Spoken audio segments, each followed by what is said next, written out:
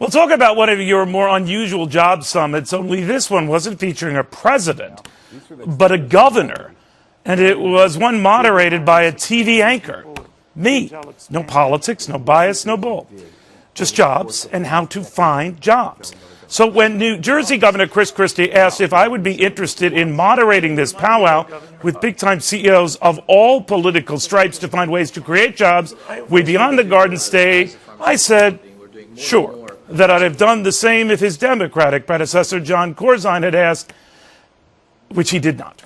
Wait till we show you these remarkably frank exchanges at this forum later tonight on Fox Business Network, which the governor likes to remind you if you do not get. Demand it!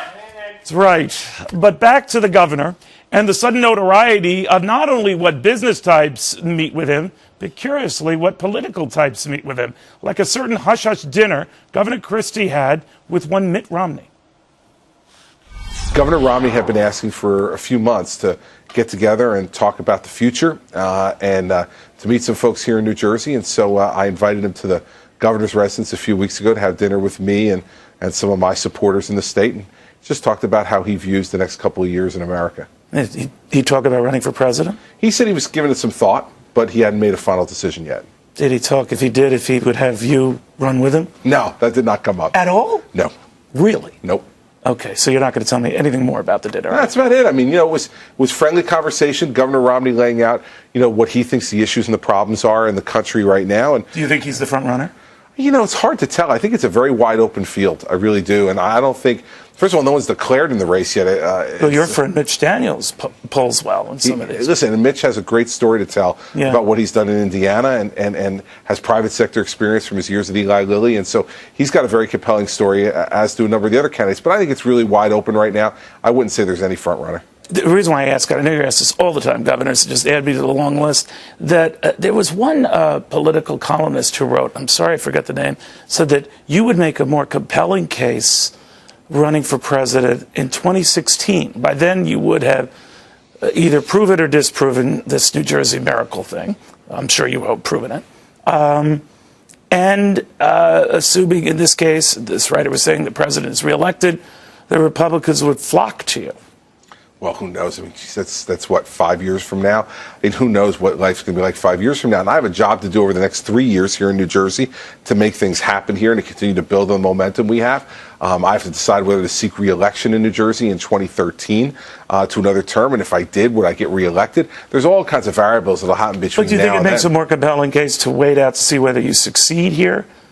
I don't know whether that's it or really it's, do you feel ready? And as I've said many times before, I think if you're going to run for president of the United States, you have to feel both in your mind and in your heart that you are ready. And I'm not running for president because I don't feel I'm ready. You already have more experience now than Barack Obama did. I understand it, and I also understand that people will say that there's great opportunity here because the field is wide open for someone like me to run, but I don't think those are the reasons you run, because you might have more experience than someone else or because there might be great political opportunity. I think the job is much too serious, and you have to look inside yourself and say, am I ready for this? And I know, believe me, I have political advisors who say to me, oh, gee, don't say that, don't say you're not ready. But in my heart, that's what I really believe, that I'm not ready to do something like that. I don't know if I ever will be, but I know I'm not right now, and I know what I want to do right now is to be the governor of New Jersey, and I love my job, and I love doing it every day. So, it's great to be asked, and it's very flattering, but I know who I am. What do you think of the media obsession with you? Geez, I don't know if it's an obsession. I think there's an interest in the fact that I kind of say things very plainly. I think more than anything else that it's based on the way I say things and the things that we've accomplished so far. We have some really concrete accomplishments. 9% decrease in state spending, real dollar over dollar, year over year state spending, a cap on property taxes, vetoing a large income tax increase, cutting corporate business taxes, all in 1 year. I think people see that you're doing these things in this economy. They're intrigued by that. And listen, I have a very plain way of speaking, and I think that people like, for once, to listen to a politician who doesn't fog them over when they're talking, but just says it as very plainly. And sometimes that might get me a little bit of trouble, but I'm happy to live with the upside. I want to know why you waste your time going on MSNBC. Listen, you know what? Everybody deserves to hear from governors across the country. No matter which network you work on. I love being on Fox. I love being with you. But I also love going on MSNBC every once in a while. Well, what I like, you don't hold grudges with anyone. No. Which is interesting. Could I get a sense then of the high expectations you set, Governor, coming out like gangbusters, balancing a budget without doing the tax increases? Now you're facing something like that on steroids this second full year. Hard act to repeat, isn't it?